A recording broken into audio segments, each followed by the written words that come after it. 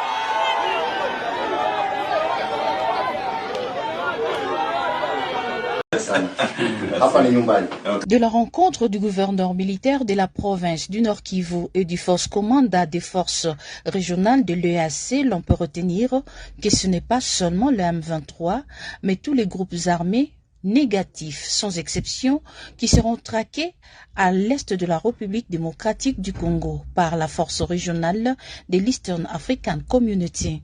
C'est ce que renseigne le général-major Jeff Nyaga, force commandant de l'EAC, affirmant ce 22 novembre 2022 qu'il en est à la phase de peaufiner les stratégies de la bonne offensive aux côtés des forces armées de la République démocratique du Congo. Kifua mbele ni jambo la kwanza kuhakikisha kwamba the political process inasukuma, kuna msukumo wa political process. Pili, lazima vikundi vyote na sio M23 peke yake. Hapa DRC tuna zaidi ya vikundi 120 na hawa wote wameweza kwa njia moja ama nyingine aidha kuwatesa ama kuumiza wananchi wetu. Kwa hivyo lazima wakati tunapanga mapambano, kama ni vita itaendwa, kama ni siasa ambayo inazungumzwa, lazima kila kitu kiende kwa mpangilio. Otherwise kama tukikimbia vita sio uji, tuseme kwa kifupi. Lazima kuwe na mipango mikamilifu. Lazima kuwe na headquarter ya kucontrol opération zinaendeshwa namna gani. Ce même mardi, pendant leur rencontre, des questions importantes sur les opérations en province du Nord Kivu ont été abordées entre les deux autorités militaires, explique le lieutenant-général Constant Dimakongwa, gouverneur du Nord Kivu. Le général nous a rassurés. Il est arrivé déjà avec sa troupe, mais ce n'est pas tout. Le reste de la troupe va suivre, et aussi les matériels majeurs. Ensemble avec le FARDC, je crois qu'ils vont d'ici là se déployer pour faire leur travail.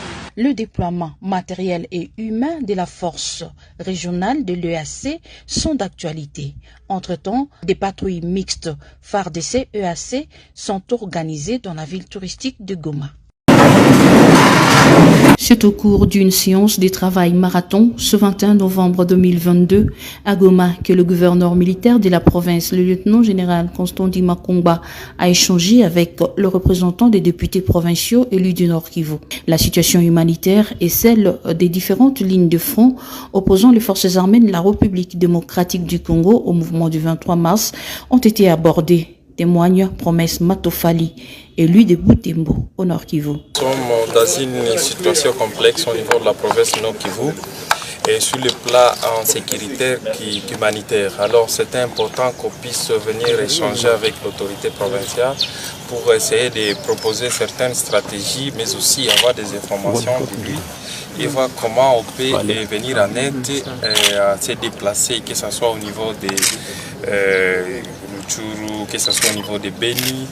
Et on devait quand même avoir un échange. Il lance ainsi un appel au soutien à l'armée loyaliste. Nous avons dit au gouverneur que la population est derrière les forces armées de la République. Et lorsqu'on est en train de voir des hélicos et des mirages au-dessus de la population, c'est une joie qui est au niveau de la vie. On voit qu'il y a un travail qui est en train de se faire. Le chef de l'État a appelé toute la population à la vigilance. Et c'était le moment également pour qu'ensemble, on voit comment nous pouvons aussi apporter un plus par rapport à cette stratégie. Donc, tous nous sommes là, nous sommes disponibles à voir comment accompagner les forces pour une victoire d'ensemble. Le mouvement du 23 mars, soutenu par le Rwanda, qui occupe actuellement une partie du territoire de Rutshuru, une des Nyiragongo, cherche à pénétrer le territoire de Masisi. Il est signalé des combats très rudes qui sont à l'ordre du jour malgré de multiples appels au pourparlers entre les protagonistes. D'agression de la part du Rwanda et de l'Ouganda sous couvert du M23. Nous fustigeons le silence et la passivité de la communauté internationale en général et la communauté africaine en particulier. Souscrivons au processus de Luanda et de Nairobi pour une paix durable en République démocratique du Congo.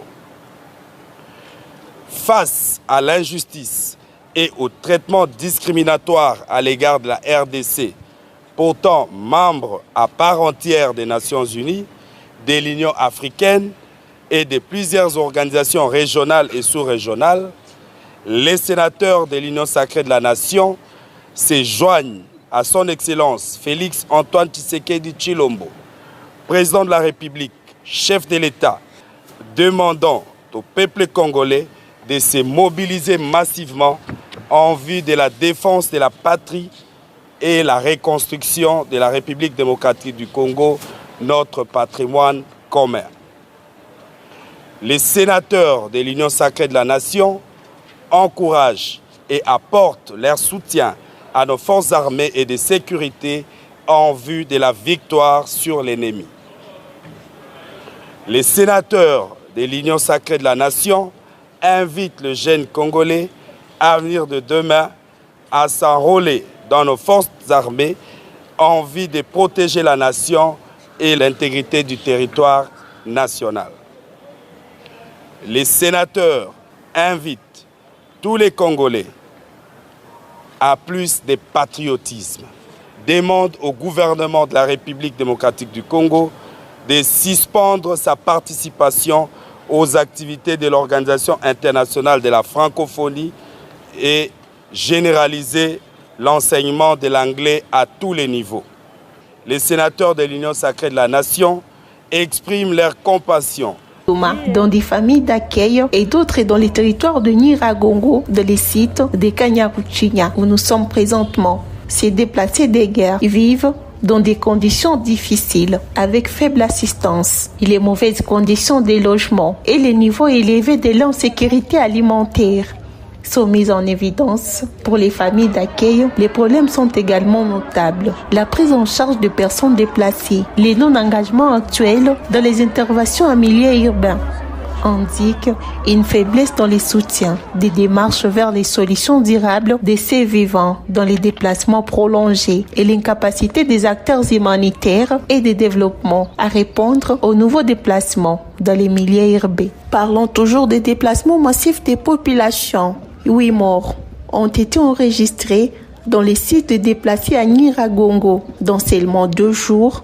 ces déplacés des guerres venus de Rutshuru, situés dans les territoires de Nyiragongo. Ces sites des déplacés des guerres venus de Rutshuru et de Nyiragongo se situent à 7 km de la ville de Goma. au Nord Kivu. Selon le président des sites de Kanyaruchinya, ces déplacés de guerre, dont une femme âgée de 44 ans et 7 enfants, sont morts au centre de santé de Kanyaruchinya et à l'hôpital Sebekandosho. Pour un rappel, ces victimes fuyaient les affrontements opposant les forces armées de la République démocratique du Congo aux hommes du M23 dans les territoires de Rutshuru et dans une autre partie des territoires de Nyiragongo, précisément à Kibumba. Selon le président du camp, ces victimes souffraient de plusieurs pathologies, dont la diarrhée et le paludisme. Outre ces maladies, les conditions difficiles que vivent ces déplacés au quotidien sont à la base des CDC. Le coordonnateur provincial de la protection civile au Nord Kivu, Joseph Makondi, a confirmé l'information des CDC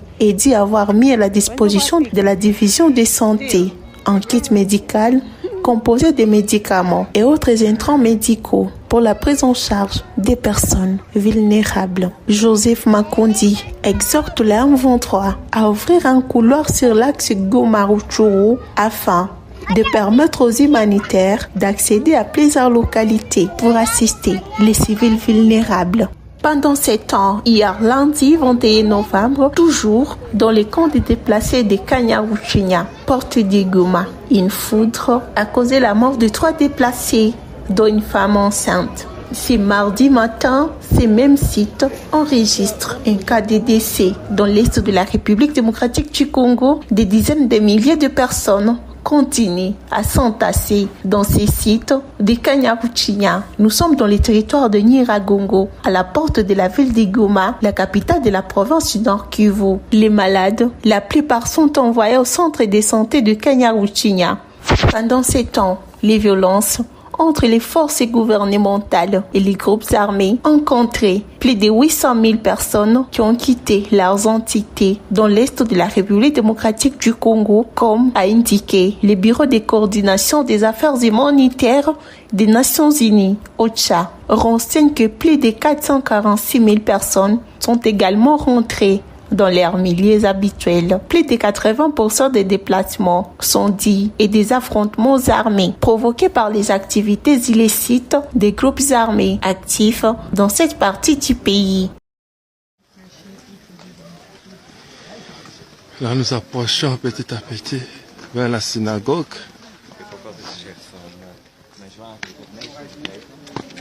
Qui date de l'époque de Jésus-Christ.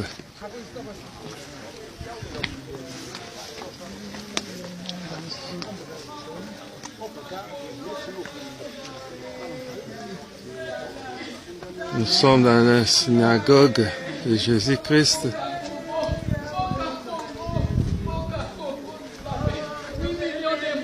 C'est ici où Jésus-Christ prêchait, enseignait, faisait aussi des miracles.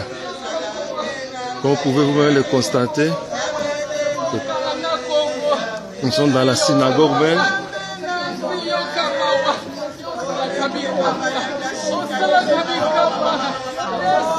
Le drapeau du Congo, la République démocratique du Congo, comme vous pouvez vous-même le voir, c'est dessiné dans la synagogue même où Jésus-Christ avait prêché. C'est la synagogue.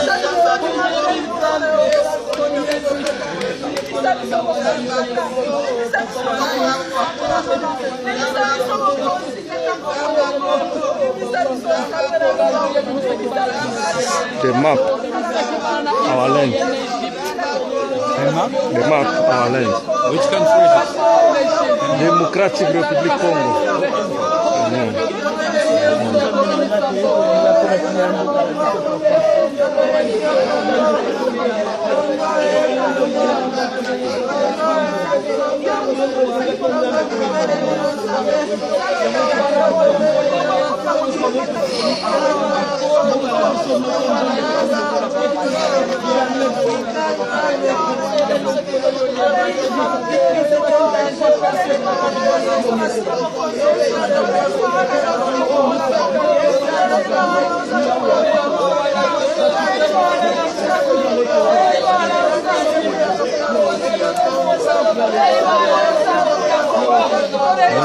Denomination.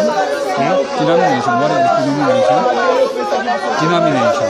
Methodist, Presbyterian, Pentecostist. Pentecostal.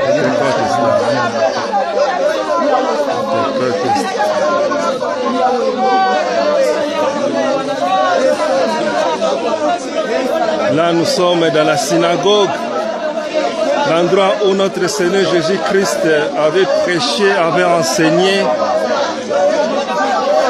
Il avait fait aussi beaucoup de miracles.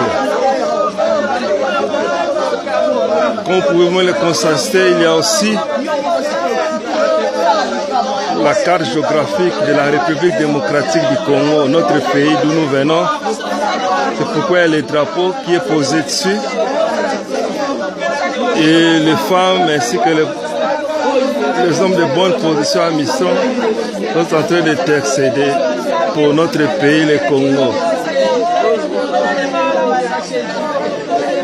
Que Dieu soit loué, c'est vraiment un miracle de retrouver notre carte. Référendum des honorables députés nationaux adressés au secrétaire général de l'ONU et à tous les pays membres des Nations Unies concernant l'agression de notre pays, la République démocratique du Congo, par le Rwanda.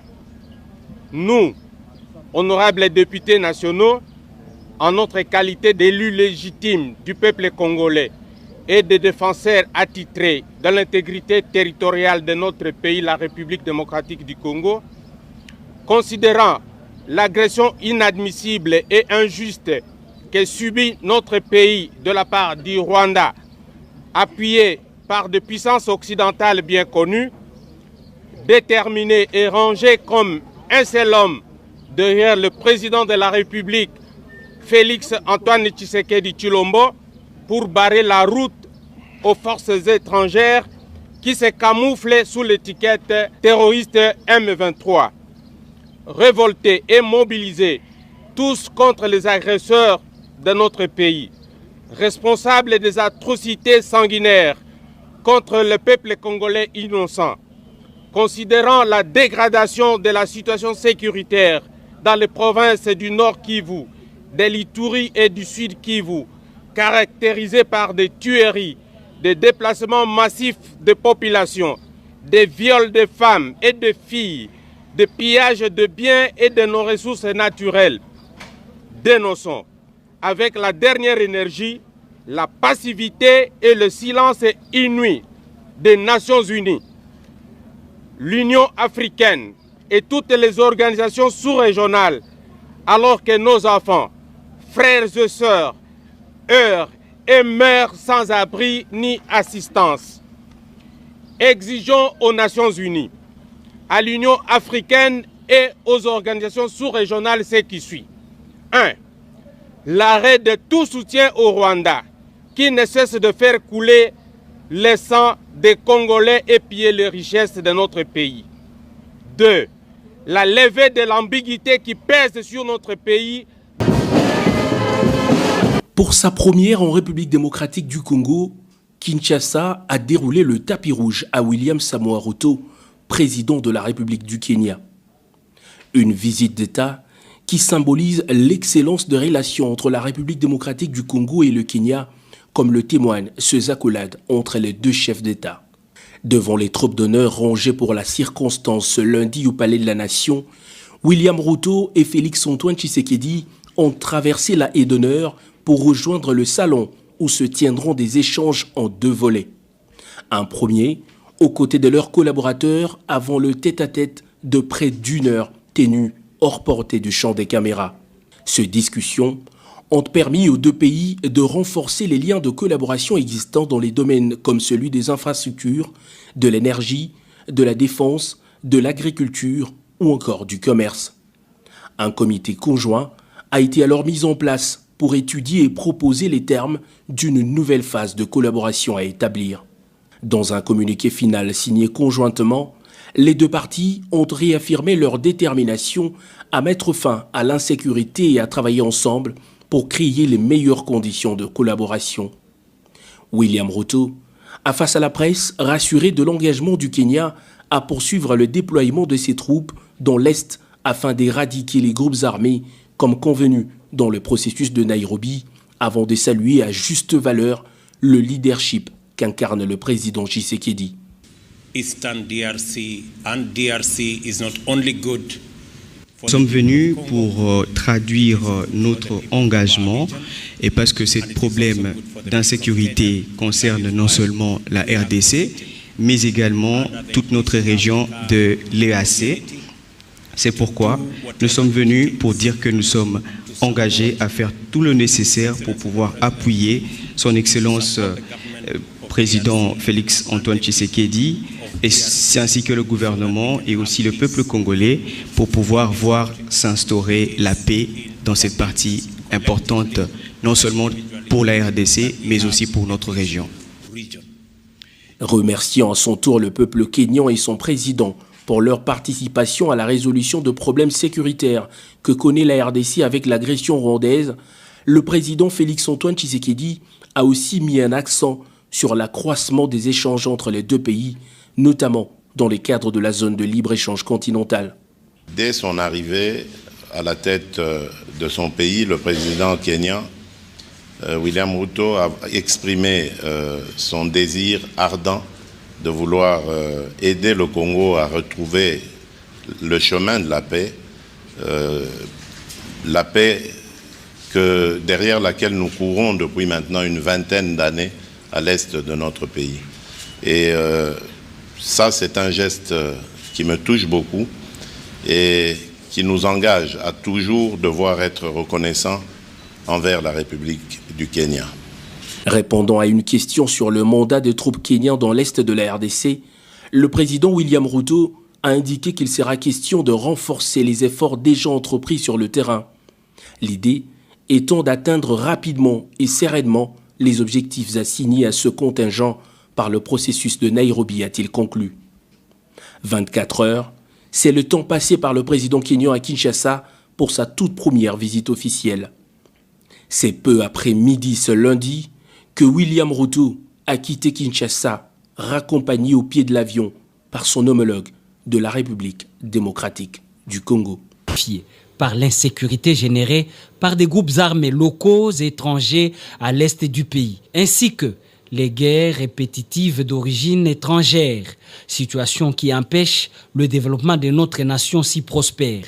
Répondant à l'appel de mobilisation lancé par le chef de l'État Félix Antoine Tshisekedi face à l'agression rwandaise, la jeunesse intercommunautaire du Nord, du Sud Kivu, du Maniema et de l'Ituri vient d'initier une campagne nationale pour la paix lancée le dimanche 20 novembre 2022 à Kinshasa par le deuxième vice-président de l'Assemblée nationale, l'honorable Vital Banyuesize. Les jeunes, qui représentent environ 50% de la population congolaise, sont des priorités partie intégrante du processus de paix. C'était d'abord une fédération d'énergie autour de la paix.